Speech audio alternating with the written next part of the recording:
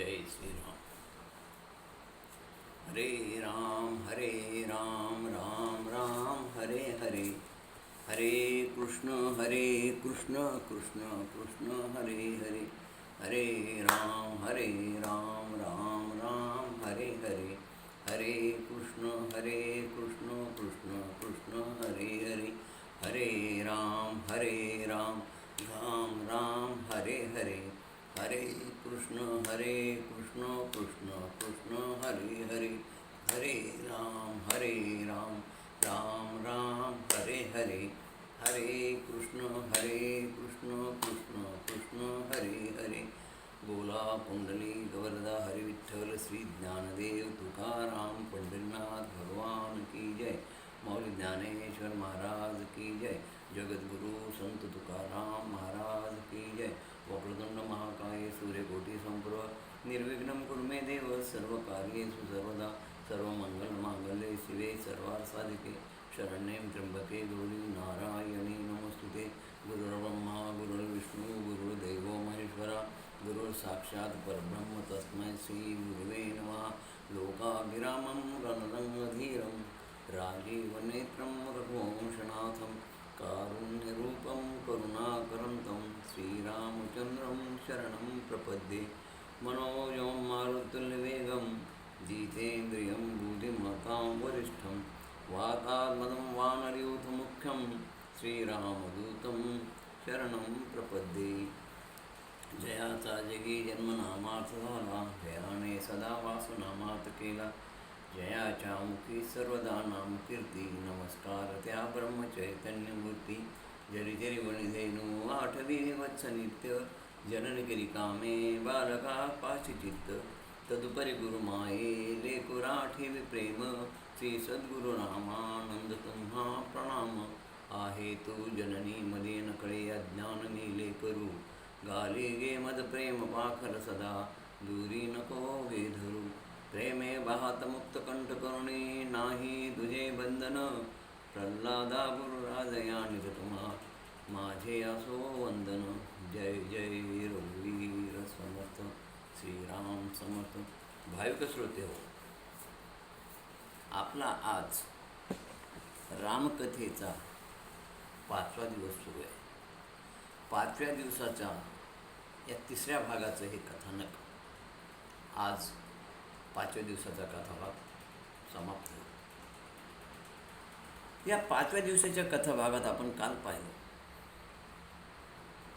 की राम आणि लक्ष्मण हे दोघं ऋषमक पर्वतावर आले। ऋषमक पर्वतावर आल्यानंतर राम आणि सुग्रीव यांचा करार झाला, मैत्री झाली। त्या मैत्रीतून रामप्रभूनं वालीचा वध केला, सुग्रीवाला राज्य प्राप्त झाले, सुग्रीवाला राज्याभिषेक झाला। आणि सुग्रीवाला राज्याभिषेक झाल्यानंतर 4 महिन्याचा पावसाळा सुरू झाला, पर्जन्यकाळ, ज्या काळामध्ये युद्धबंदी असते, ज्या काळामध्ये कोणालाही कुठे जाता येत नाही। 4 महिने एकच ठिकाणी थांबावं। आणि म्हणून काय झालं की आता रामप्रभूला त्या ठिकाणी किष्किंधा कांडातच, किष्किंधा नगरीतच ऋषमक पर्वतावर 4 महिन्याचा काळ घालवावा लागला। रामप्रभूला सुग्रीवानं सांगितलं की रामराय, तुझ्या कृपेनं मला किष्किंधेचं राज्य मिळालं, तुझ्या कृपेनं मला माझी पत्नी परत मिळाली, तुझ्या कृपेनं मला हे सगळं ऐश्वर्य प्राप्त झालं।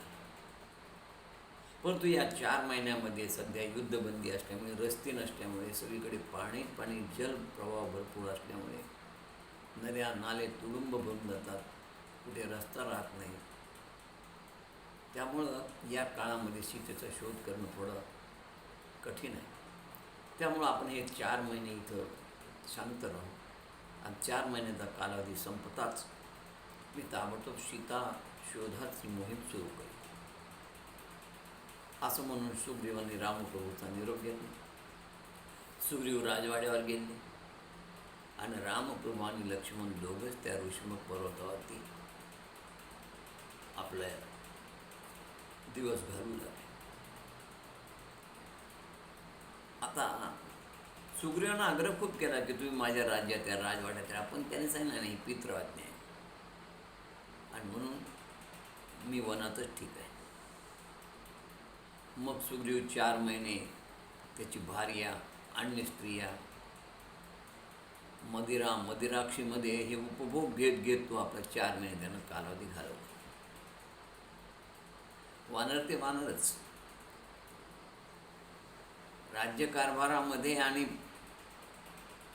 त्या सगळ्या मादक द्रव्यामध्ये त्या स्त्रियामध्ये तो रामकार्याला विसरला.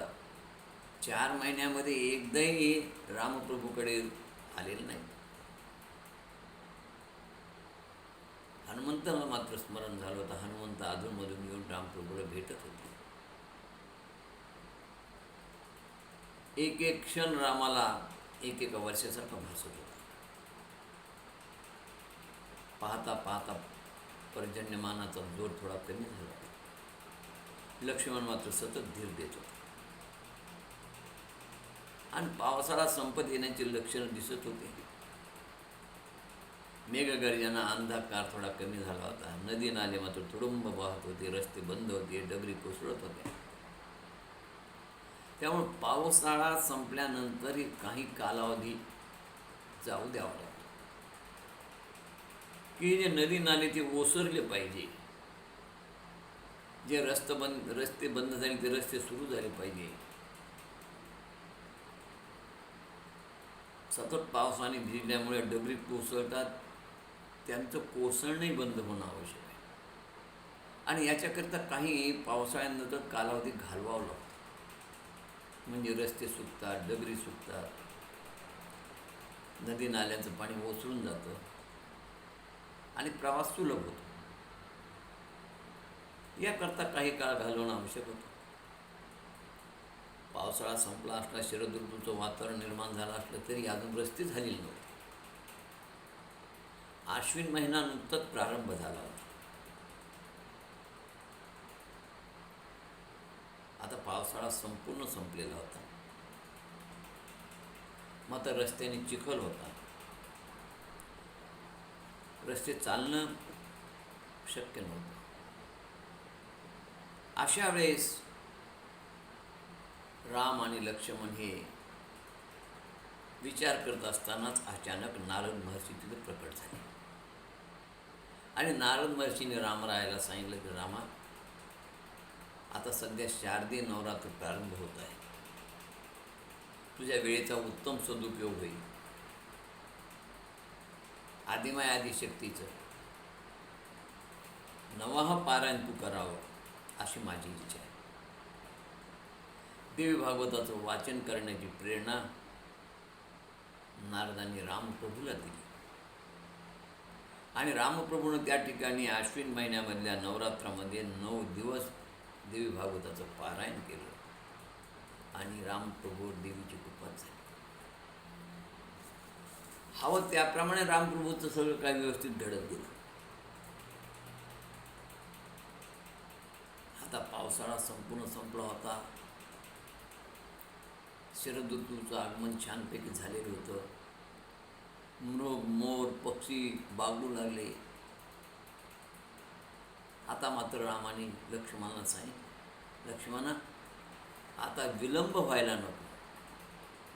आता तू सुग्रीवाकडे जा, किष्किंधेत जा आणि त्याला सांग की कालगणनेप्रमाणे सुग्रीवा आपला करार संपलेला आहे. 4 महिन्याचा चातुर्मास तू आम्हाला सांगितला होतास, तो वेळ संपलाय आणि आता रस्त्याने लोक वागू लागलेले आहेत.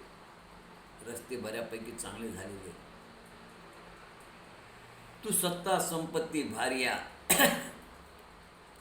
याच्या नादी लागून कर्तव्य विसरलास. हा आधमपणाच हो. त्याला जाऊन निरोप सांग की वालीला ज्या मार्गाने पाठवलं त्या मार्गाने तुला पाठवण्यास मी समर्थ आहे. लक्ष्मणाला संताप आला. परोपकार विसरला, बुद्धिभ्रष्ट झालाय. थांबा रामा, त्याचा मी वधच करतो. कारण लक्ष्मणाला फार क्रोध येतो. एवढा क्रोध आला म्हणतात की तो थरथर कापू लागला आणि कापत असताना त्यांनी सांगितलं रामाला की परोपकार विसरला. रामा, तुझ्यामुळे त्याला त्याची पत्नी मिळाली, तुझ्यामुळे त्याला राज्य मिळालं आणि हा विसरून गेला. नाही नाही, ज्या मार्गाने तू वालीला पाठवला त्याच मार्गाने मी याला पाठवलं. या धनुष्याच्या सहाय्याने त्याचा शिरच्छेद करतो. त्यावेळेस रामप्रभू म्हणाले, अरे अरे म्हणे, थोडं थांब, तुझ्या क्रोधाला आवर म्हणाले. लक्ष्मणा, क्रोध आलेला नसावा, आणलेला असावा. आता तुझा हा क्रोध आलेला आहे, क्रोधाचा आविर्भाव नाही, हे क्रोधाचं नाटक नाही. खरा क्रोध येतो आणि खरा क्रोध ज्या ठिकाणी उत्पन्न होतो त्या ठिकाणी चीड आणि सुडाची भावना उत्पन्न होत असते, लक्षात ठेवा. आणि या खऱ्या क्रोधातून संभ्रम निर्माण होतो, संभ्रमातून स्मृतिविभ्रम होतो, स्मृतिविभ्रमातून बुद्धिनाश होतो आणि बुद्धिनाशातून कार्यनाश होऊन कार्यनाशातून आघटित घडत असतं आणि आत्मघात होतो. म्हणून तुझा जो आलेला हा क्रोध आहे हा भयानक आहे. हा तमोगुणातून उत्पन्न झालेला क्रोध आहे. आता या ठिकाणी रामाने त्याला क्रोध आवरण्यासाठी सांगितलं. क्रोधावर नियंत्रण पाहिजे, मन बुद्धी इंद्रियावर नियंत्रण पाहिजे. रामाने लक्ष्मणाला समजावून सांगण्याचा प्रयत्न केला.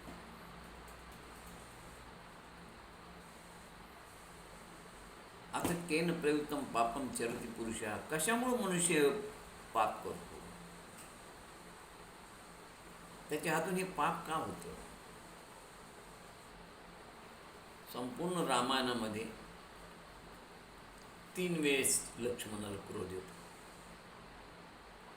आणि 3 वेळेस या क्रोधाचं कशा रीतीनं क्रोध येण्याची कारण आणि हा क्रोध येऊ नये म्हणून काय उपाय करावा. रामायणाचं जर उत्तम रीतीनं चिंतन केले, या 2 गोष्टी या रामायणातून आम्हाला प्राप्त होतात. आपण पाहिलं, पहिल्या वेळेस ज्यावेळेस याला क्रोध आला लक्ष्मणाला, त्यावेळेस त्याचं क्रोधाचं कारण होतं वासना, कामना, इच्छा, राज्यपदाची इच्छा. आणि राज्यपदाच्या इच्छेमुळेच त्याला क्रोध आला होता. म्हणून तो म्हणत होता, रामाविन राज्यपदी कोण बैसतो, खेळून या खड्ग करी मीच पाहतो. त्यावेळेस देखील रामप्रभूनं त्याला हा क्रोध किती वाईट आहे, कसा खादाड आहे, तमोगुण रजोगुणामुळं हा कसा उत्पन्न होतो. आणि ह्या क्रोधाचं वैशिष्ट्य आहे की याला किती जरी मिळालं, किती प्राप्त झालं तरी तो क्रोध कमी होत नाही. मरेपर्यंत माणसाची वासना कमी होत नाही. वासनेमुळं हा क्रोध उत्पन्न होतो. त्या बेडकाचं सापाचं सुंदर दृष्टांत माऊलींनी ज्ञानेश्वरीमध्ये दिलं आहे की सापाने गिळीला बेडूक मरायला तरी तो समोरच्या भक्ष्याला वेटाळून खाण्याचा प्रयत्न करतो. याचा अर्थ माणसाची वासना मरेपर्यंत संपत नाही आणि तो वासनेतून क्रोध आला होता. या ठिकाणचा जो क्रोध आला, या ठिकाणच्या क्रोधाचं कारण असं होतं की हा जो क्रोध आला तो विवेक नसल्यामुळे क्रोध आला, संयम नसल्यामुळे क्रोध आला. माणसाला विवेक आणि संयम फार महत्त्वाचा आहे. तो असावा. विवेक म्हणजे विचार वेळेवर कर. कोणतीही क्रोधामध्ये कृती करण्याऐवजी अगोदर माणसाने विचार करायला पाहिजे. आणि विवेकी माणसाच्या हाताने विचार केल्यानंतर अघटित काही घडत नाही. म्हणून पहिला वासनेमुळे क्रोध आला होता. या ठिकाणी हा आलेला क्रोध आहे, याला विवेकाची जोड जर दिली तर तो क्रोध कमी होतो. क्रोध आणि लोभ म्हणजे रावण आणि कुंभकर्ण आहेत. आणि हे 2 मुख्य विचार कमी झाले की अन्य विचार कमी व्हायला वेळ लागत नाही. क्रोधामध्ये सुडाची भावना असते आणि या क्रोधामुळे रजोगुण तमोगुणापासून हा उत्पन्न झालेला क्रोध, ज्याच्यामध्ये 8 प्रकारचे दुर्गुण असतात. या आलेल्या क्रोधामधून भांडण, खून, मारामाऱ्या, तिरस्कार, संताप, शिवीगाळ, चीड आणि अन्याय असे या आलेल्या क्रोधात 8 दुर्गुण असतात. या आलेल्या क्रोधामध्ये सुडाची भावना असते. आणि म्हणून मूळ खरं म्हणजे वासना, वासनेतून लोभ, लोभातून मोह, मोहातून क्रोध आणि अहंकार निर्माण होतो. ही वासना आपण मागच्याच पाहिलं मरेपर्यंत संपत नाही. आणि तमोगुण रजोगुण एकत्र आला आणि त्याचा जर प्रभाव वाढला की माणसाला क्रोध येतो. म्हणून पती पत्नी दोघं तमोगुणी रजोगुणी नसावे, सासू सुना तमोगुणी रजोगुणी नसावे. क्रोध हे कमकुवत मनोवृत्तीचं लक्षण आहे. आणि त्याकरता आम्ही मनावर नियंत्रण ठेवायला पाहिजे, मनावर संयम ठेवायला पाहिजे.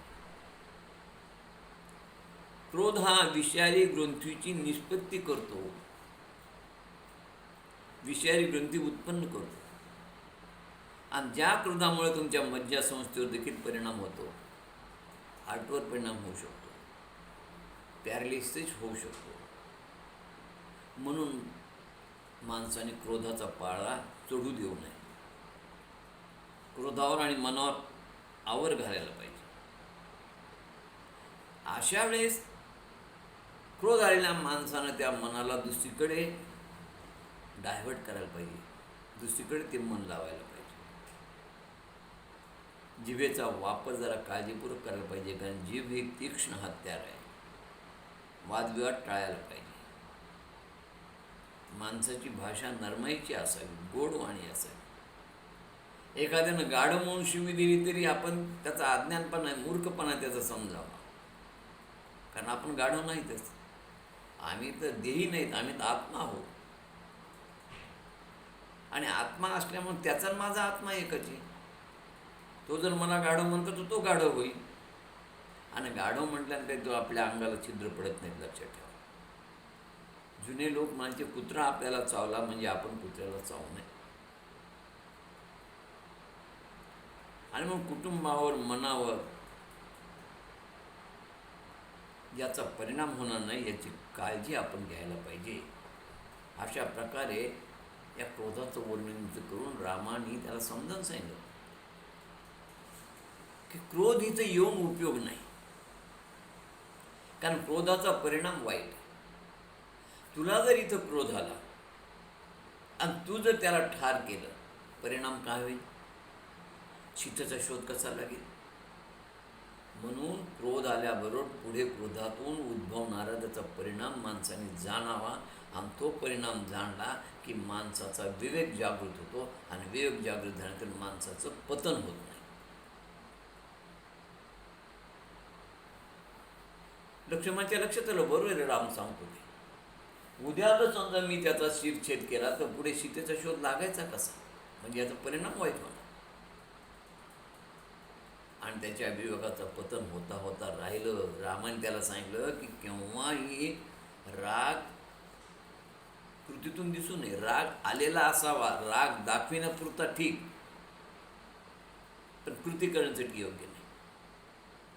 आणि म्हणून पालकांना देखील ही सूचना महत्त्वाची की तुम्ही मुलांना रागवताना, मुलींना रागवताना, घरात रागवताना दाक्षिणी दाखवा, पण खरा राग आलेला नसावा. कारण खरा राग आला की माणूस त्याचा सूड घेत असतो.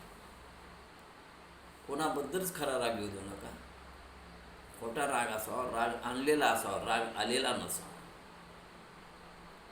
आणि मग हे सगळं समजावून सांगितल्यानंतर हा ठीक आहे म्हणाला रामा, मी फक्त क्रोधाचं नाटक करीन, मी क्रोधाचा आविर्भाव करीन.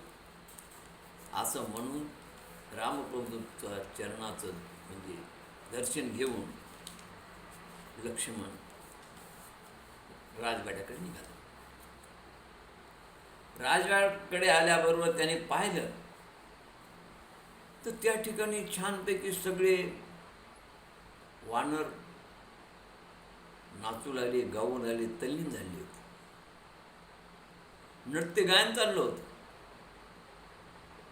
आता लक्ष्मणाने रागाचं नाटक केलं.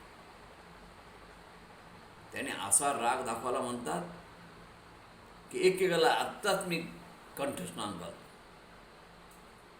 तयार व्हा मृत्यूला, कुठे आहे तो सुग्रीव? असं म्हटल्यावर सगळे वानर घाबरले. केलेला करामोड तू म्हणले 4 महिने झाले म्हणले रामप्रभू आणि मी तिथं ऋषमक पर्वतावर वाट बघत बसलो आणि आईकडे नाच गाण्यामध्ये मशगूल झाला. सांगा त्या सुग्रीवाला जाऊन निरोप द्या की लक्ष्मण तुला कंठस्नान घालण्यासाठी आलेला आहे. ज्या मार्गानं वालीला पाठवलं त्या मार्गाने तुला मी पाठवणार. असं म्हटल्याबरोबर सगळे वानर घाबरले, लटपट कापू लागले. ताबडतोब वानर गेले ताराकडे. ताराला सांगितलं, सुग्रीवाला निरोप दिला. सुग्रीव लपून बसला. सुग्रीवाने तारेला सांगितलं, तुम्ही जा आधी आणि त्या लक्ष्मणाचा क्रोध शांत करा, नाही तर तुम्हाला ठार करेल. वानरं घाबरली. कुठे आहे तो म्हणले विश्वासघातकी, स्त्री लंपट, कामांध, मित्र कर्तव्य विसरला, देहदंडास तयार हो म्हणा. असं तो मोठमोठ्यानं ओरडत असताना तारेनं प्रवेश केला. तारेच्या सगळं लक्षात आलं. परिस्थिती पाहिली, ताराही घाबरली. कारण उत्तम नाटक केलं होतं त्यांनी, म्हणजे खरा राग आलेला नव्हता, आणलेला होता. तारेनं विनंती केली की महाराज, अहो तुम्ही विष्णूचे अंश अवतार आहात. विष्णू परमात्मा किती शांत आहे. दया, क्षमा, शांती, तेथे विष्णू परमात्माची वस्ती. विष्णू परमात्माच्या अंगातच दयान, शांती आणि क्षमा आहे. तुमचे बोलण्यात शांती हवी, मार्दवता हवी, हळूपणा हवा, कारण आपण त्या विष्णू परमात्माचे अवतार आहोत. अहो ज्यावेळेस या सगळ्या ऋषीमुनींनी त्या विष्णू परमात्म्याची परीक्षा पाहिली आणि त्या त्या ह्या सगळ्या ब्रह्मदेव, विष्णू आणि देवांची परीक्षा पाहिली, त्या तिन्ही देवामध्ये विष्णू परमात्मा सर्वात शांत आहेत, असं भृगुमुनींनी सिद्ध केलं. ज्या भृगुमुनींनी विष्णू परमात्माच्या छातीवर लाथ मारली असताना देखील विष्णू परमात्मा शांत राहील. उलट तेच भृगुमुनीला म्हणाले की बाबा, माझी छाती कठीण आहे, ढालीसारखी मजबूत आहे. कदाचित तुझ्या पायाला तर काही मार लागला नाही ना, तुझे पाय दाबून देऊ का? किती मार्दवता, किती शांतपणा, किती हळूवारपणा. आणि म्हणून विष्णूचे अवतार असताना तुमच्यामध्ये हा क्रोध योग्य नाही. शांतता आवश्यक आहे. हां, थोडा धीर धरा, संयम धरा. आपल्याला क्रोध शोभत नाही. आपण भक्तवत्सल आहात, भक्तांच्या मनोकामना पूर्ण करणार आहात आणि भक्तावर कृपा करणार आहात, भक्तावर दया करणार आहात. थोडा विलंब झाला मान्य, थोडं वानरच आहे, आणि थोडा विलंब झाला असेल तरी फारसा वेळ झाला नाही. काही भागातले अजून रस्ते सुकायचे राहिले, पायवाट पडायच्या राहिल्या, त्यामुळे थोडा एखादा महिना कमी जास्त होईल. 4 महिन्यामध्ये तो आपला पती पत्नी, आपल्या पत्नीच्या स्त्रियांच्या कामक्रीडेमध्ये मग्न होता, सत्तेत रममान झाला आणि त्याला कार्याचा विसर पडला असं तुम्ही म्हणत असताल ते योग्य नाही. कार्याचा विसर पडलेला नाही. हां, थोडा विलंब झाला. कारण काय की वानर ते वानर जातो, ती कामासन्न होणारच, विषयात रममान होणारच, आणि म्हणून थोडा वेळ लागला. काळजी करू नका, वानर सेना तत्पर आहे, अजून वेळ गेलेली नाही. आत्ता अंगद सगळीकडे जाऊन जे ते वर्दी देणार आहे आणि वर्दी दिल्याबरोबर आमचे सगळे प्रमुख वानर मंडळी येईल आणि वानर मंडळी येऊन ताबडतोब ही सगळ्या वानरांना बोलवून आम्ही या सर्वांना रामप्रभूपर्यंत घेऊन येऊ. इतक्यामध्ये त्या ठिकाणी त्या सुग्रीवाचं आगमन झालं. थरथर कापत होता, घाबरलेला होता. सुग्रीव म्हणाला, लक्ष्मणा त्याचं आधी चरण स्पर्श केलं आणि म्हणाला, मी विश्वासघातकी नाही. हां, थोडा विलंब झाला, थोडी वेळ लागली. आत्ताच पावसाळा संपला आहे, रस्ते हवे. आत्ता वानरांना निरोप दिला जाईल आणि 18 पद्म 9,99,900 वानर येतील असे आमचे अंदाज आहे. तशी आम्ही व्यवस्था केली आहे. आपण फक्त थोडा धीर धरा. अहो, रामप्रभूच्या कृपेने हे सारं मला वैभव मिळालं, सारी सत्ता मिळाली, संपत्ती मिळाली, कीर्ती मिळाली. मी रामप्रभूशी केलेला करार कसा विसरेल? अहो, रामासाठीच हा प्राण आहे. हनुमंत, अंगद, नळ, नीळ, जांबवंत आदी सगळे दूत मी ताबडतोब सगळीकडे जातील अशी व्यवस्था केली. सगळे डोंगर दऱ्या खोऱ्यात जातील, माझा निरोप पोहोचतील. महेंद्र पर्वतावर जातील, हिमालय पर्वतावर जातील, विंध्य पर्वतावर जातील, कैलास पर्वतावर जातील. आणि या ठिकाणी असणारे जे महाबलाढ्य हत्तीचं बळ असणारे जे काही वानर मंडळी आहे, त्या सगळ्या वानर मंडळीला ते घेऊन येतील. काळजी करू नका. कारण मी फतवाच काढून दिला त्यांच्याकडे. आणि मग त्यांनी एक राजपत्र काढून दिलं त्या वानराच्या जवळ. आणि मग हे सगळे वाऱ्यासारखे पर्वत, गुफा, दऱ्या खोऱ्यामध्ये सुग्रीवाचा तो फतवा घेऊन गेले. त्याचं वाचन केलं की राज आज्ञाभंग हा गुन्हा राहील, त्यामुळे तुम्ही त्वरित किष्किंधेला या, राजवाड्यात या. सुरुवातीला 13 कोटी, दुसऱ्या दिवशी 17 कोटी, तिसऱ्या दिवशी 21 कोटी, नंतर 25 कोटी, नंतर झुंडीच्या झुंडीचे उलाले वानराचे. अवघ्या 2 दिवसामध्ये 18 पद्म वानर प्रकट झाले, जमा झाले. आणि हे सगळे वानर घेऊन सुग्रीव रामप्रभूच्या दर्शनास आला. त्यांनी लक्ष्मणाचं सांत्वन करून लक्ष्मणाला परत पाठवलं आणि शब्द दिला की मी 2 दिवसामध्ये 18 पद्म वानर घेऊन येईल. आणि 18 पद्म वानर घेऊन तो आलेला आहे. सुग्रीवाचे सासरे, हनुमंताचे वडील केसरी, शतबली, धूम्र, मैद, फणस, जांबवान, गंधमादन, दुर्मुख, नल हे प्रमुख सरदार होते. प्रत्येकाच्या फलटणमध्ये कोट्यावधी वानर होते आणि सर्वांचं नेतृत्व सुग्रीवाकडे होतं. सुग्रीवाने एक सभेचं आयोजन केलं आणि सभेचं आयोजन करून त्यांना आव्हान केलं. या वानराचे 4 गट केले. 4 दिशेला 4 बलाढ्य वानराने आपापले गट घेऊन जायचे. जे वानर अत्यंत बलाढ्य होते, पराक्रमी होते, शक्तिशाली होते, 4 दिशेला जायचं आणि सीतेचा शोध करून घ्यायचा. ज्यावेळेस सुग्रीवाची त्या ठिकाणी सभा चालली, बैठक चालली, त्या बैठकीमध्ये सुग्रीवानं सांगितलं की रामराया, हे सगळे वानर मंडळी एकीकडे आणि हनुमंत हा एकटा एकीकडे. तो अत्यंत बलाढ्य, शक्तिशाली, पराक्रमी. लक्ष्मण म्हणाला, सगळे वानर एकीकडे, 18 पद्म आणि एकटा हनुमंत एकीकडे. एवढा पराक्रमी हनुमंत? ते म्हणले हो हो, तेवढा पराक्रमी. मग म्हणले माझी एक शंका आहे, हनुमंत जर एवढा पराक्रमी असेल तर मग त्याने त्या वालीचं पारिपत्य का नाही केलं? रामाच्या हातून का वालीचा वध करावा लागला तुम्हाला? आणि हनुमंतासह तुम्ही का ऋषमुख पर्वतावर लपून बसले होते?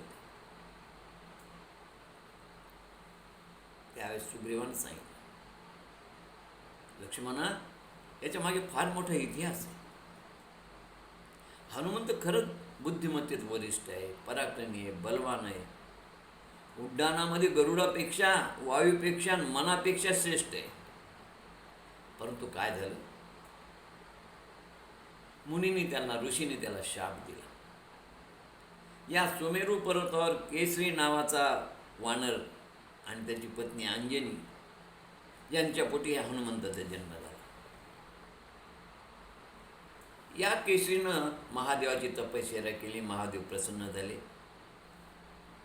आणि एका घारीनं अंजनीला प्रसाद आणून दिला. तो प्रसाद याने प्राशन केला आणि शंकर भगवंत पोटी आले. जो प्रसाद यज्ञ देवतेनं दशरथाच्या पुत्रकामेश यज्ञामध्ये दशरथाला देण्यासाठी जो प्रसाद यज्ञ देवतेने दिला होता, त्यातलाच काही भाग या घारीनं पळवून आणला आणि तो अंजनीला प्राप्त झाला. आणि त्याचं कृपाफळ हे हनुमंत. बालपणी जन्मताच भूक लागली म्हणून तो सूर्याला फळ समजून उड्डाण करून त्याला गिळण्यासाठी उडी त्यानं मारली. त्याचा वेग पाहून देव, दानव, किन्नर या सगळ्यांना आश्चर्य वाटलं. बालपणी याचा असा वेग तर तरुणपणी हा काय करेल? देवांना प्रश्न पडला. आणि सूर्याकडे फळ समजून त्यानं झेप घेतली, उडी मारली. अर्ध्या रस्त्यात राहू दिसला. राहूला त्यानं पकडण्याचा प्रयत्न केला. राहू ओरडू लागला. इंद्र आले मदतीला आणि त्याने राहूचा पाठलाग सोडला आणि इंद्राच्या मागे लागला. इंद्राला राग आला आणि इंद्राने आपल्या वज्राने तिचा प्रहार केल्याबरोबर त्याच्या हनूला म्हणजे हनुवटीला मार लागला आणि तो खाली पडला. याचा राग केसरी वायूला आला. वायू स्तब्ध झाला. म्हणजे त्याच्या पित्याला आणि वायूला दोघांनाही राग आला. सगळे व्यवहार ठप्प झाले त्या वायूमुळे. शरीर मृतप्राय झालं, निश्चल झालं. शरीरातील चयापचय बंद झाले, श्वासाचा बंद झाला, मल विसर्जन बंद झालं. लोकांची पोटं मोठे झाले. काय करावं काही कळेना. गुदमरून मरण्याची वेळ आली लोकांची. कारण श्वास मिळेना, हवा मिळेना. त्रैलोक्य दुःखी झालं. तेव्हा मग देव, गंधर्व, किन्नर, मानव, प्राणी त्रस्त झाले. पोट मोठे झाले. उदररोग होण्याची भीती वाटू लागली. श्वास रोखला झाला होता. चयापचय होईनं, मलविसर्जन होईनं. मग सारे देव ब्रह्मदेवाकडे आले. मग ब्रह्मदेवाला सगळी हकीकत कळल्यानंतर ब्रह्मदेव वायुदेवाकडे आले. तर वायू ज्या ठिकाणी केशरी हनुमंताला मांडीवर घेऊन बसले होते त्या ठिकाणी वायुदेवता होती. मग हा घडलेला प्रकार ब्रह्मदेवाला कळला. ब्रह्मदेवानं स्पर्श करताच हनुमंत सजीव झाले, उठून बसले. वायू प्रसन्न झाला आणि वायू प्रसन्न झाल्यानंतर सगळीकडे तो वाहू लागला आणि सगळे व्यवहार सुरळीत झाले. मग इंद्राच्या वज्राने हाणू दुभंगल्यामुळे त्याचं नाव हनुमंत पडलं. ब्रह्मदेव म्हणाले याच्या हातून रामकार्य होणार आहे आणि या रामकार्यासाठी या सगळ्या देवतांनी त्याला आशीर्वाद द्यावे. सगळ्यांनी आशीर्वाद दिले. ब्रह्मदेव म्हणाले याला आचार शक्ती प्राप्त होईल. याचा वेग गरुडापेक्षा जास्त राहील. सूर्याने सांगितलं हा तेजाचा 100वा भाग राहील. याला शास्त्र अध्ययन येईल असा आशीर्वाद दिला. वरुणानं सांगितलं याला उदकापासून मृत्यू राहणार नाही. यम म्हणाले याला दंडापासून भय राहणार नाही. हा चिरंजीव होईल. याला मृत्यूच राहणार नाही. हा अमर होईल. नैनम छंदनी शस्त्राने नैनम दहती पावका. हा शस्त्रांना मारला जाणार नाही किंवा शस्त्राने याच्यावर परिणाम होणार नाही आणि अग्नीने याच्यावर परिणाम होणार नाही. कुबेराने कीर्तिमान भव असा आशीर्वाद दिला. विश्वकर्म्याने तू चिरंजीव होशील. शत्रूला भय निर्माण करणार होशील. यथेच रूप धारण करणार होशील. स्वइच्छेने वागणार होशील. तुला सूक्ष्मात सूक्ष्म होता येईल आणि मोठ्यात मोठं रूप घेता येईल. अशा प्रकारचे सगळे आशीर्वाद त्याला प्राप्त झाले. मग असा हनुमान बालपणी आचाट खोडा करू लागला. ऋषीमुनींना त्रास देऊ लागला. ऋषीमुनींची यज्ञपात्र पळवणं, यज्ञामध्ये त्यांचा अग्नी नष्ट करणं आणि अशा रीतीनं सगळ्या ऋषीमुनींना याचा त्रास सुरू झाल्यानंतर या ऋषीमुनींनी त्याला शाप दिला की तुझ्या शक्तीचं विस्मरण होईल आणि उशाप दिला की ज्यावेळेस तू रामकार्य करशील त्यावेळेस तुला तुझ्या शक्तीचं परस्मरण होईल रामकार्यासाठी. आणि म्हणून हा तेव्हापासून शांत झाला. म्हणून सगळे वानर एकीकडे हा एकीकडे त्याला अशा प्रकारचे आशीर्वाद प्राप्त आहेत फक्त हे रामकार्यासाठी. आणि म्हणून तुम्ही रामकार्याच्यासाठी याला त्याचं स्मरण झाल्यानंतर मग याचा पराक्रम पाहाल. अशा प्रकारे सगळं सांगितल्यानंतर सुग्रीवानं त्या सर्व वानरांना सांगितले की अत्यंत आणीबाणीचा प्रसंग आहे. रामाच्या कार्यासाठी आपला जन्मही लक्षात घ्या. नीती न्याय धर्माचा आपला मार्ग आहे, सत्याचा आपला मार्ग आहे आणि आपल्या सत्याचाच नेहमी विजय होत असतो, लक्षात ठेवा. आणि म्हणून विश्वासाने हे रामाचं कार्य पार पाडा. या कार्यात कसल्या प्रकारची कुचराई नको. 1 महिन्यात परत न येणारा देहदंड दिला जाईल हे लक्षात ठेवा. केवळ सीतेचा शोध घेणं एवढंच आपलं कार्य राहणार नाही, तर वेळ प्रसंगी सीतेसाठी युद्ध देखील आम्हाला करावं लागेल आणि रामासाठी आपल्याला जीव द्यावा लागेल, लक्षात ठेवा. कारण रामामुळं मला हे सगळं ऐश्वर मिळालेलं आहे. आकाश पाताळ स्वर्ग दऱ्या खोऱ्या एक करा आणि सगळीकडे जाऊन सीतेचा शोध करा. कारण राम हा प्रत्यक्ष विष्णूचा अवतार आहे. धर्मरक्षणासाठी तो या भूतलावर जन्माला आलेला आहे. आणि या दुष्ट रावणानं सीतेचं हरण केलेलं. रामाने वालीचा वध केला. याच रामाने ताटकाला मारलं, खरदूषण त्रिशरासह सुभवला मारलेले, विराटला मारलं, कबंधला मारलेले. आणि आता आपल्याला रावणाशी युद्ध करण्याची तयारी करायची, लक्षात घ्या. राम हा विष्णूचा अवतार आहे. तुमचा आमचा जन्म या रामाच्या कार्यासाठी झालेला आहे आणि म्हणून रामकार्यातच आपलं सार्थक पाहू, अशा प्रकारचं आवाहन त्यांनी सगळ्या वानर मंडळीनं केलं. मग रामप्रभू म्हणले, हे महाबलाढ्य वानरांनो, ज्या ज्यावेळी धर्माला ग्लानी येते, ज्ञानाच्या अखंड प्रवाहात बांध घातला जातो, मग तो रूढीचा असो, कर्मठपणाचा असो, अंधश्रद्धेचा असो की भाषेचा असो, अशा प्रकारे कुठलाही अडथळा निर्माण झाला की त्यावेळी या भूमीवरती हा महामानव अवतीर्ण होऊन त्याच्या हातून धर्मस्थापनेचं ईश्वरी कार्य केलं जातं. विश्वाच्या कल्याणासाठीच हे महात्मे अंधारात धडकणाऱ्या अज्ञानी लोकांना प्रकाशात नेण्याचा प्रयत्न करतात. भवरा नावात बुडणाऱ्या या जीवांना जन्ममृत्यूच्या फेऱ्यातून मार्ग दाखवण्याचा प्रयत्न करतात. दुष्टांच्या निधनासाठी, धर्माच्या रक्षणासाठी आपला जन्म झाला आहे आणि म्हणून आपल्याला सीतेचा शोध आणि लंकेवर स्वारी या 2 गोष्टी करणं भाग आहे. शेवटी सत्याचा आणि धर्माचा विजय होत असतो. सत्यमेव जयते. जगात धर्म नांदावा, समाज नीतिनियमानं वागावा, समाजात धर्माचे ईश्वराचे अधिष्ठान असावे. परंतु रावण या उलट वागतो. तो धर्म आणि ईश्वर मानायला तयार नाही. अनेक देव त्याच्या बंदीखान्यात आहेत. लंकेत ऐश्वर्य भरपूर आहे, सगळं सुजलाम सुफलाम आहे आणि म्हणून देवाची गरज काय असं त्याचं मत आहे. आणि म्हणून ही आपली त्याच्या विरुद्ध लढाई, असत्याविरुद्ध लढाई, दुर्जनाविरुद्धची लढाई, लक्षात ठेवा. धर्म म्हणजे तुम्ही चांगलं जीवन जगा आणि इतरांना चांगलं जीवन जगू द्या. त्याच्या राज्यात स्त्रिया सुरक्षित नाहीत, सदाचार नाही, रीतीनं नीतीनं वागणारे लोक नाहीत. आणि याकरता आपल्याला त्याच्यावर स्वारी करावी लागेल. मग अशा रीतीने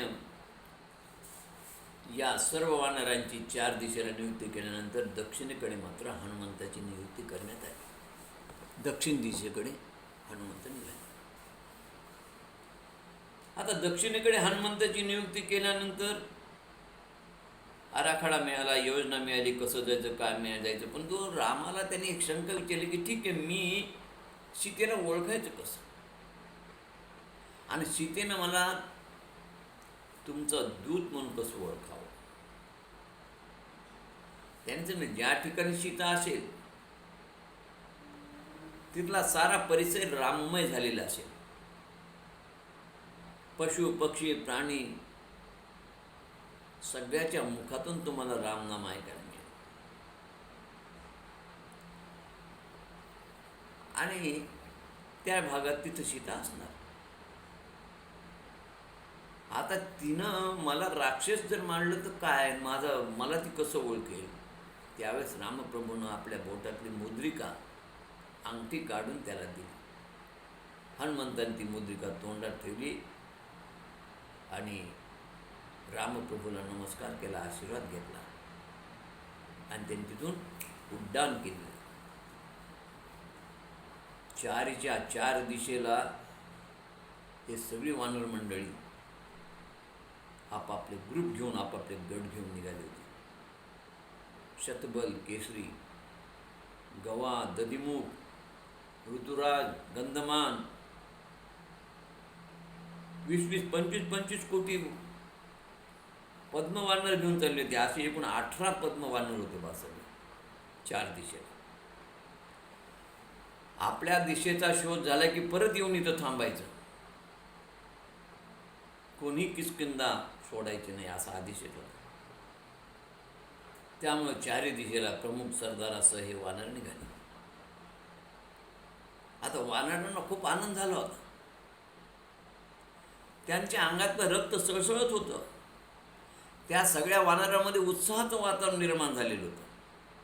वाकड्या दाखवत दाखवत, कोलाटगोड्या काढत, मारत मारत, फुशारक्या मारत मारत हे वानर मंडळी निघाली होती. आणि मग तिथे काय पाहायचं? बहु बडबड करून आली ही वानर मंडळी, गप्पा मारून आली. चला मी त्या रावणाची दाढीच उपली, दुसरा म्हणतो मी त्याची शेंडीच धरीन, तिसरा म्हणतो मी त्याची दाढीच जाळीन, चौथा म्हणतो मी त्याच्या पेकाटातच लात घालीन. लंका उलटी पालती करीन, मी राक्षसांना मारेल, मी एकटाच पुरे रावणाला, मी इंद्रजिताला आडवा करेन, मी कुंभकर्णाला मारेल, रावणाचा मुकुट तोडीन, अशी बालीच बडबड या वानर मंडळीची चालली होती. आणि दऱ्या पर्यातून उड्या मारत मारत आनंदानं उत्साहानं सगळे निघाले होते. नद्या, नाल्या, डोह मार्गक्रमण करत करत पर्वत, दुर्गम प्रदेश, नदी, नाले, डोंगर, अनेक क्रूर श्वापद भेटले. त्या राक्षसांना क्रूर श्वापदांना ठार केलं. अनेक राक्षसांना ठार करत करत करत करत हे निघाले. आता महिन्यामध्ये 7 दिशेला, 3 दिशेला गेलेले वानर परत आले. पण त्यातले काही दिशानं उपदिशा अशा प्रकारे त्यांनी विभागणी केली होती. हे सगळीकडचे वानर परत आले. फक्त एकाच दिशेचे वानर राहिले होते, ते म्हणजे दक्षिण दिशेकडचे. ज्या दक्षिण दिशेकडच्या वानरामध्ये हनुमंत होता, नल होते, नील होते, जांबुवंत होते आणि यांच्यासह जवळपास कोट्यवधी वानरांचा गट होता यांच्याबरोबर मोठा. ही सगळी झुंड दक्षिण दिशेकडे होती. बाकीच्या दिशेकडे सीता नव्हतीच तर काय करणार ती? सीता मिळाली नाही, परत आली. फक्त दक्षिणेकडे सीता होती, 100% खरं. म्हणून दक्षिण दिशेकडे कोट्यवधी वानरांना घेऊन हनुमंत, नल, नील, जांबुवंत त्यांचं मार्गदर्शन करू द्या प्रत्येक तुकडीचं.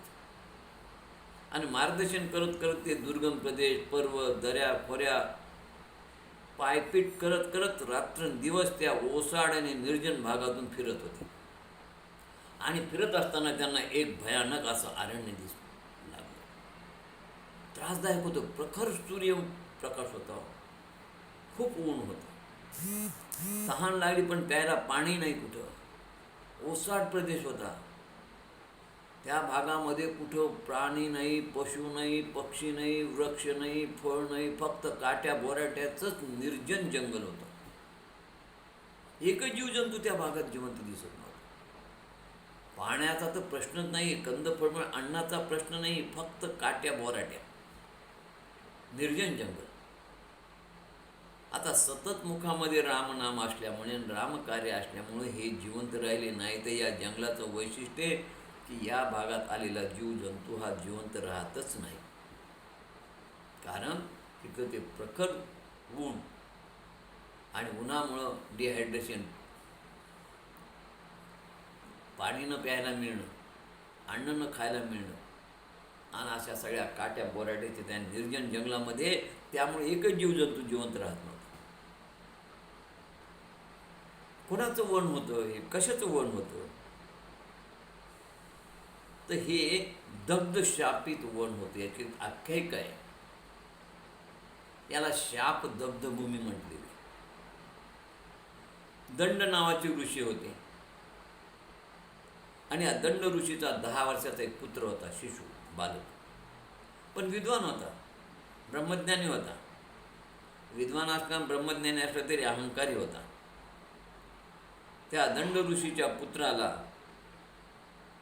विद्वतेचा फार गर्व होता, अहंकार होता. तो ऋषीमुनींशी वाद घालायचा. ऋषीमुनींना अपमानास्पद घृणास्पद बोलत होता. ऋषीमुनीची निंदा नालस्ती करत होता. त्यांचा छळ करत होता, त्यांना त्रास देत होता, त्यांची निर्भत्सा करत होता, तपश्चर्येत व्यत्यय आणत होता. परंतु ऋषीमुनी बिचारे सात्विक असल्यामुळे, सत्वगुणी असल्यामुळे ते याच्या प्रत्येक गोष्टीकडे दुर्लक्ष करत होते. त्यांनी वनदेवतेला असाच त्रास द्यायला सुरुवात केली. पण वनदेवतेने ऋषीमुनीसारखा त्रास सहन केला नाही आणि वनदेवतेने त्या दंड ऋषीच्या पुत्राचा वध केला आणि तो ऋषीपुत्र ब्रह्मराक्षस झाला. ब्रह्मराक्षस झाल्यानंतर तोच या शापदग्ध भूमीमध्ये राहू लागला. आणि या जर शापदग्ध भूमीमध्ये एखादा जीव जंतू जर चुकून जर जिवंत आला की हा ब्रह्मराक्षस त्याला खाऊन टाकायचा. आता पुत्र शोकाने मुलगा आपला ब्रह्मराक्षस झाल्यामुळे या ऋषींना खूप त्रास होत होता, दुःखी होते. आणि तो सगळ्या जीवजंतूंना काय केलं की त्या ऋषीनं मुनीनं शाप दिल्यामुळे माझ्या पुत्राचा वध झाला, हे दंडकारण्य निर्मनुष्य होईल, निर्जन होईल असा त्या ऋषींनी शाप दिला. आणि तेव्हापासून हे दंडकारण्य निर्जन झाली, तर जीवजंतू राहत नाही. चुकून आला तरी त्याला ब्रह्मराक्षस खाऊन टाकतो. आणि इतक्यात बरोबर या सगळ्या वानर मंडळीला पाहिल्याबरोबर ब्रह्मराक्षसाला आनंद झाला की आज फार मोठं भक्ष्य मला मिळणार. आणि तो त्यांना खाऊन टाकण्यासाठी प्रकट झाला. प्रकट झाल्यानंतर त्यांना 11 मुख रूप घेतून मोठं मुख करून तो मुख पसरून वानरावर चाल करून आला. पण हे सगळे रामभक्त होते. आणि या रामभक्त वानराचा त्याच्याशी युद्ध झालं आणि ब्रह्मराक्षसाचा वध झाला. नळ नीळ जांबवंत अंगद होते. अंगदाने एका ठोशामध्ये त्याला ठार केलं. आता ब्रह्मराक्षसाचा मृत्यू झाल्याबरोबर ती भूमी शापदग्ध भूमी झाली. बरं, त्याचा मृत्यू नाही झाला तो त्याला मोक्ष प्राप्त झाला. मोक्ष प्राप्त झाल्यानंतर त्या जंगलातलं सगळं संकट दूर झालं आणि ऋषींनाही आनंद झाला त्याला मुक्त प्राप्त झाल्यामुळे. ते जंगल पुन्हाही टवटवीत आणि हिरवं गार झालं. तर तरी दिसू लागले झाडाचे पानं वगैरे, पण फुलं आणि फळं अद्याप नव्हतं. आता या वानरांना तहान भूक लागलेली. तहान भूक लागले असताना कुठे जल मिळेल का, कुठे उदक आहे का, कुठे अन्न मिळेल का याचा शोध घेऊन घेत ती फिरू लागली. जीव कासावी झाला. निर्जन वन होतं, कुठे कंद नाही, कुठे फळ नाही, कुठे पाण्याची सोय नाही. आणि त्याच वेळेस त्या जंगलामध्ये एक विवर भुयार हनुमंताला दिसलं. हनुमंतानं बारकाने पाहिलं त्या विवरातून येणारे जे पक्षी होते त्यांच्या मुखामध्ये अन्न होतं.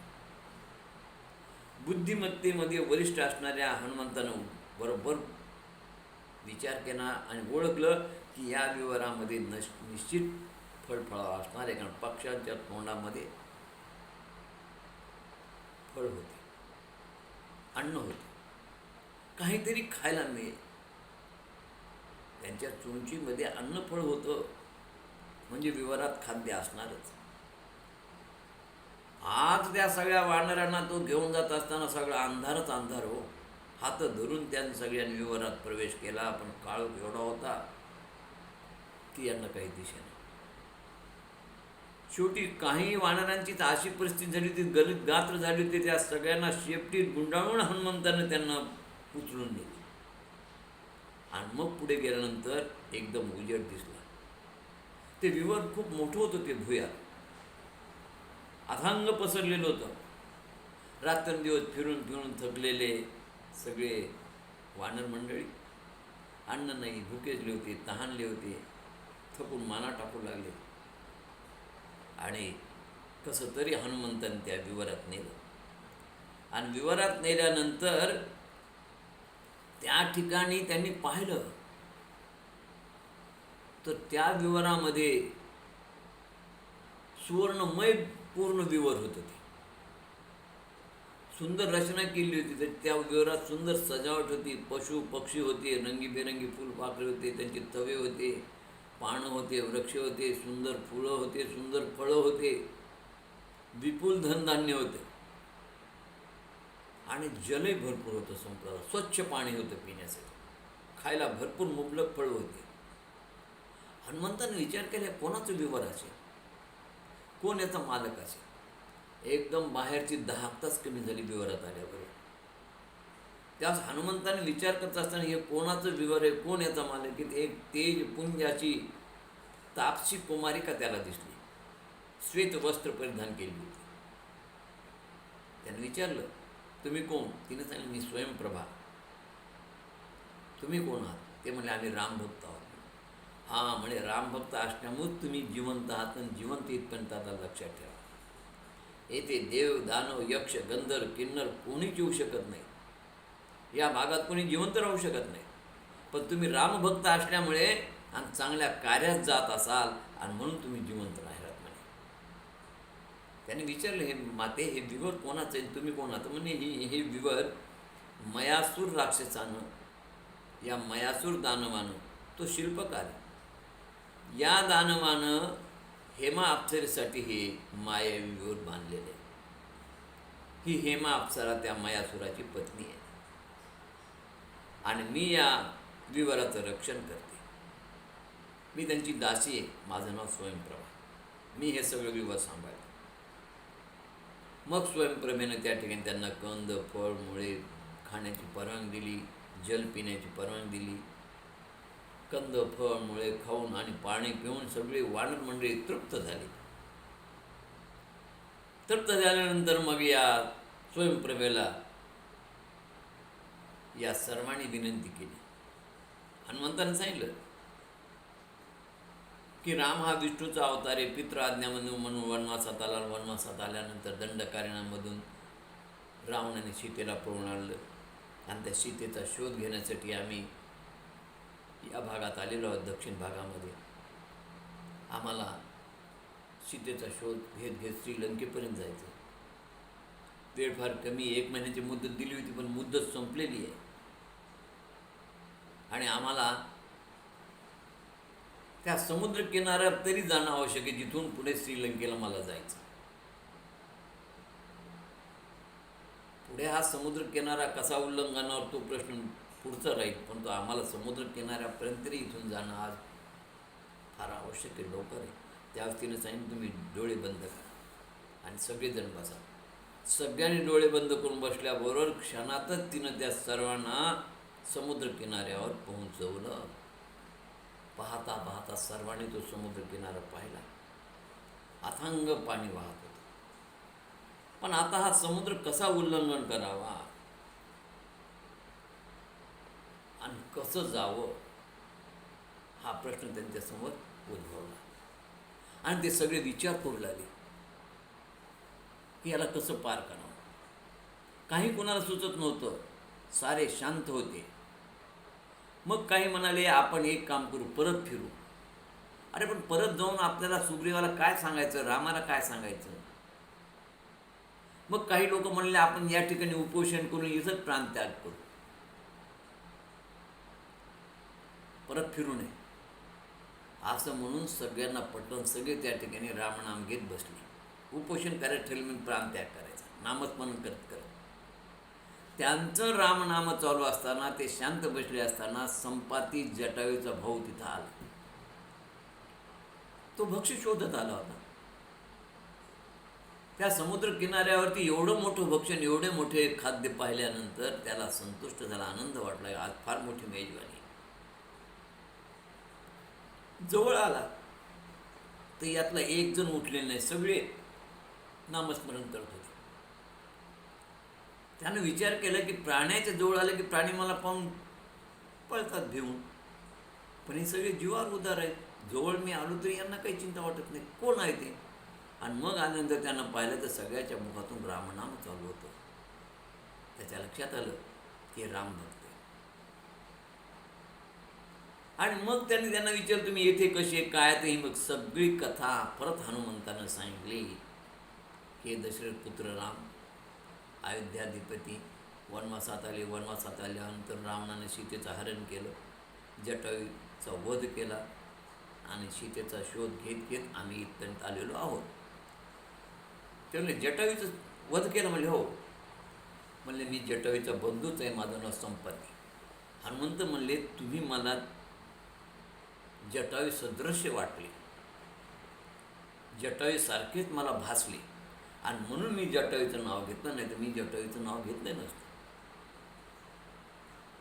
जटायूचा रामकार्यामध्ये देहत्याग झाला, त्यांचं सार्थक झालं, त्याच्या देहाचं सोनं झालं. संपत्ती म्हणला फार छान झालं त्याचं. आमच्या वडिलांनी अरुण, आमचे वडील हे दशरथाचे मित्र, आणि आम्हा दोघा भावांना त्यांनी हेच सांगितलं होतं की बाळांनो, आपल्या जन्माचं सार्थक इक्ष्वाकू कुळाचं, सूर्यकुळाचं रक्षण करण्यामध्ये त्यांची मदत करण्यासाठी आहे, दशरथाची मदत करण्यासाठी आहे. आणि म्हणून त्याच्या जीवनाचं सोनं झालं. आता रघुकुळासाठी जिजाऊ हे आमच्या वडिलाची शिकवण असल्यामुळे मी तुम्हाला काय सहकार्य करू ते मला सांगा. आमचे वडील अरुण, जटायू माझा वडील भाऊ, त्याने सांगितलं काही नाही म्हणाले, आमची एकच इच्छा आहे की आम्हाला हा समुद्र उल्लंघन करून जायचा विचार आहे आणि तो कसा जावा याचं मार्गदर्शन मिळावं. आणि समुद्र उल्लंघन केल्यानंतर आम्हाला तिथे सीतेचा शोध लागणं आवश्यक आहे. म्हणून त्या भागात सीता आहे का हे आम्हाला कळावं. त्याने सांगितलं ठीक आहे म्हणून. आणि असं म्हटल्याबरोबर रामप्रभूच्या कृपेनं एकदम त्याला या सर्व राम भक्तांचं दर्शन झाल्याबरोबर त्याला शेपूट परत पिसं आली. त्याने सांगितलं की तुमच्या सर्व राम भक्ताच्या कृपेमुळं मला माझ्या शेपटीची पिसं प्राप्त झाली म्हणून. आणि मग त्यानं सांगितलं की याची एक आख्यायिका आहे की जटायू आणि संपत्ती आम्ही दोघांनी सूर्यावर झेप घेतली होती, शर्यत लावली होती भावानी की सूर्याला चरण स्पर्श करायचा.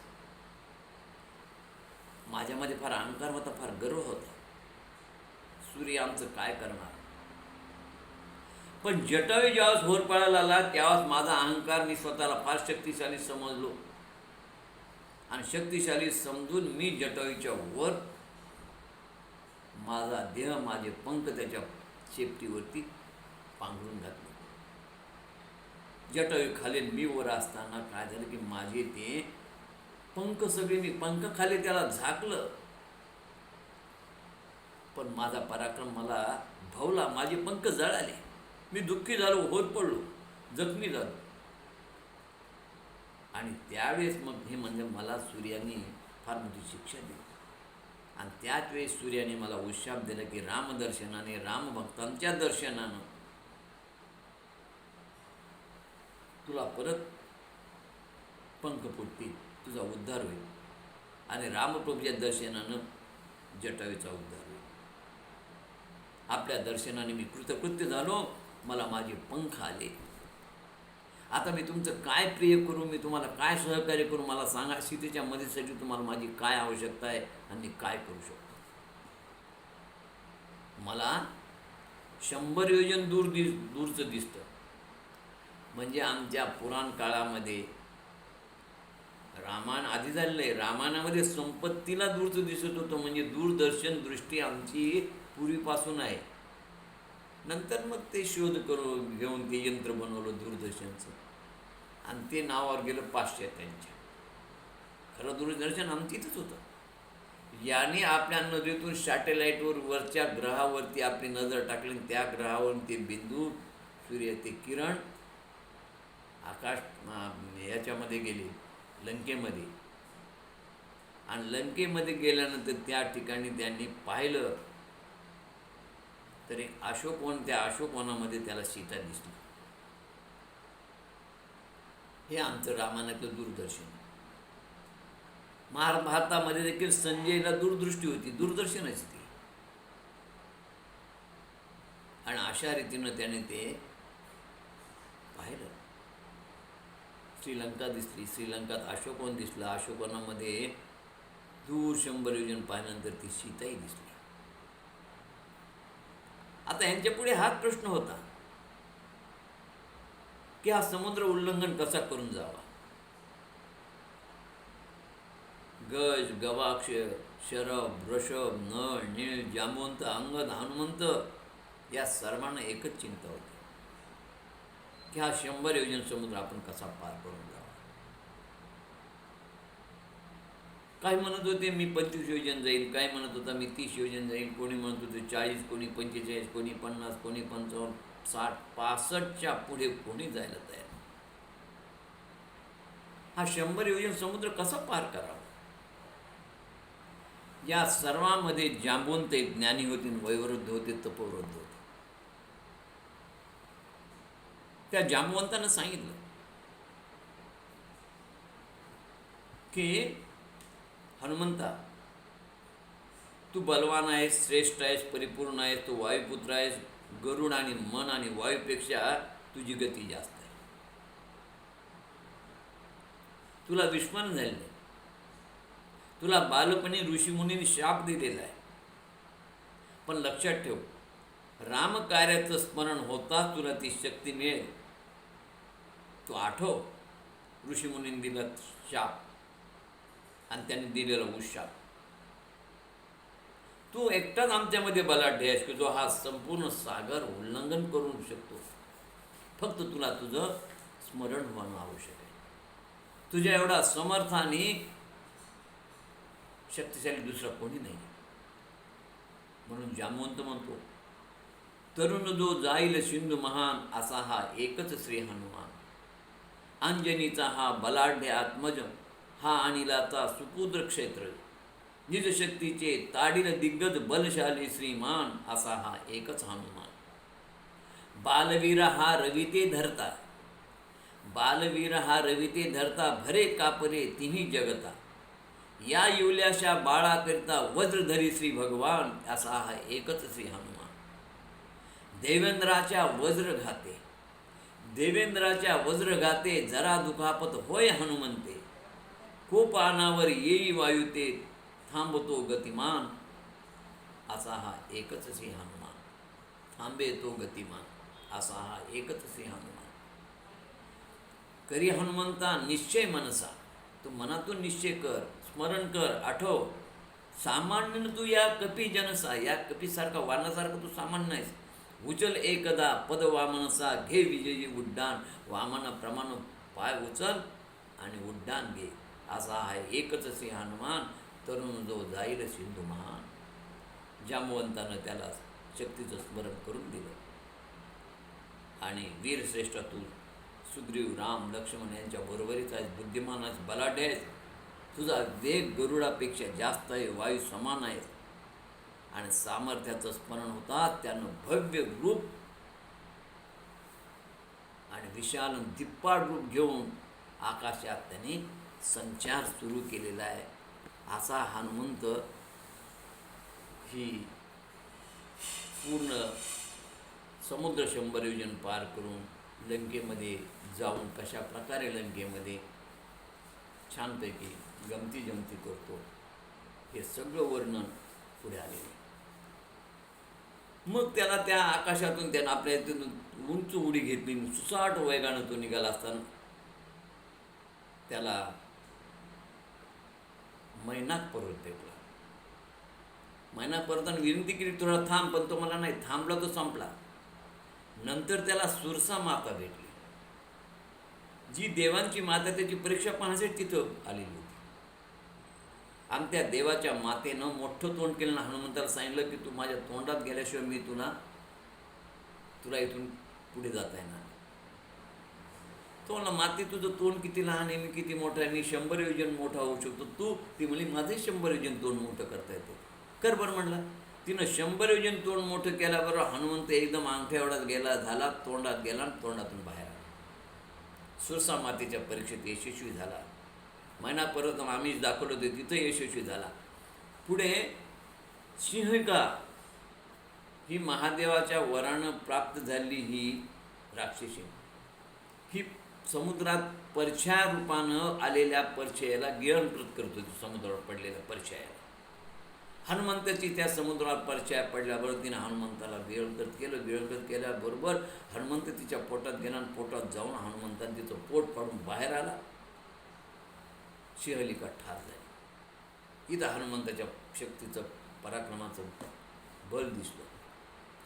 आल्यानंतर त्यानं विचार केला की फार उशीर झाला गड्या आपल्याला, आपण आता लवकर झटपट जायला पाहिजे. म्हणून तो स्पीडनं जायला गेला. स्पीडनं जाता जाता काय झालं की लंकेत पडण्याऐवजी तो पडलंकेत पडला. पडलंकेमध्ये रावणाची बहीण क्रोचा होती, ती धावून आली. क्रोच्या अंगावर धावून येतात या हनुमंताने एका ठोशामध्ये क्रोचेला ठार केलं आणि तिच्या 14,000 राक्षसनी पाण्यात बुडून ठार केल्या. आणि तिथून तो परत लंकेत आला.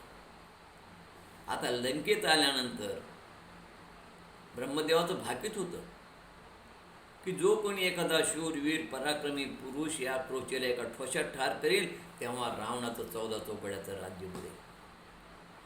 हनुमंतानं लंकेतनं उडी मारतात तो पडलंकेत गेला आणि पडलंकेत गेल्यानंतर त्याने त्या क्रोचेला ठार केलं. क्रोचा ही रावणाची बहीण होती. रावणाचा मेहुणा धरधर नावाचा राक्षस होता. हा धरधर नावाचा राक्षस रावणाच्या बाजूने युद्ध करत होता इंद्राशी आणि तेव्हा तो मारला गेला. धरधर मारल्या गेल्याबरोबर रावणाने क्रोचेला ही लंकेचा छोटासा जो खालचा भाग आहे ज्याला पडलंका म्हणतात, श्रीलंकेमध्ये 2 भाग आहेत, तो भाग क्रोचेला गेला. आणि चुकून त्या पडलंकेत हनुमंताची उडी गेली स्पीडनं. तिथल्या 14,000 राक्षसीने हनुमंताला अडवलं, क्रोचेनं अडवलं. त्यांनी त्या 14,000 राक्षसींना पाण्यात बुडून ठार केलं. क्रोचेला एका ठोश्यातच ठार केलं. आणि असा हा समुद्र पार करून तिथे येऊन बसलेला आहे. आणि त्याने विचार केला की थोडा अंधार पडल्याशिवाय आपल्याला लंकेत प्रवेश करता येणार नाही. तो त्या लंकेच्या तिथंच एका उंच झाडावर बसला आणि त्या लंकेचं निरीक्षण करू लागला. मजबूत तट होते, समुद्र सानिध्यावर लंका होती, सानिध्यात 4 दरवाजे होते आणि संरक्षण भिंतही 25-25 फुटाची होती. हनुमंताने विचार केला दिवसात इथं प्रवेश करणं कठीण आहे, रात्री लहान रूपामध्ये उंदरा एवढं रूप घेऊन आपल्याला मध्ये जावं लागेल. त्याने पाहिलं लंकेत मार्ग प्रशस्त होते, 7-7, 8-8 मजली घरं होती, रमणीय उद्यान होते, बागा होत्या, रत्नजडी सुवर्णाची मंदिर होती, काही सोन्याची होती, काही काचेची होती, काही चांदीची घरं होती. आणि त्या प्रत्येक ठिकाणी 11 राक्षसांचे पहारे होते. स्वर्गापेक्षाही सुंदर नगरी होती. अनेक स्त्रिया होत्या, पण त्याला काही कुठं सीता लक्षात येईना. वस्त्र अलंकार भूषण नटून छटून सगळे राक्षसनी उपवनात फिरत होते, रस्त्यावर फिरायला दिसू लागले. सुंदर सरोवर होते, पक्षी होते, प्राणी होते, कंदफळ मुळे सगळं होतं. आता सीतेचा शोध कसा घ्यावा आणि रात्री आपण याच ठिकाणी थांबावं, शांत राहावं असा विचार करून तो त्या ठिकाणी त्या झाडावरती त्याने विश्रांती घेतली. आता उद्या तो लंकेमध्ये प्रवेश करेल. लंकेमध्ये प्रवेश करण्यापूर्वी तो थोडा विचार करेल की या लंकेचा राजा कसा आहे रावण, याचं चिंतन करून तो लंकेत प्रवेश करेल. आणि आजचा हा किष्किंधा कांडाचा भाग म्हणजे रामकथेचा दिवस 5 किष्किंधा कांडाला पूर्ण होतो.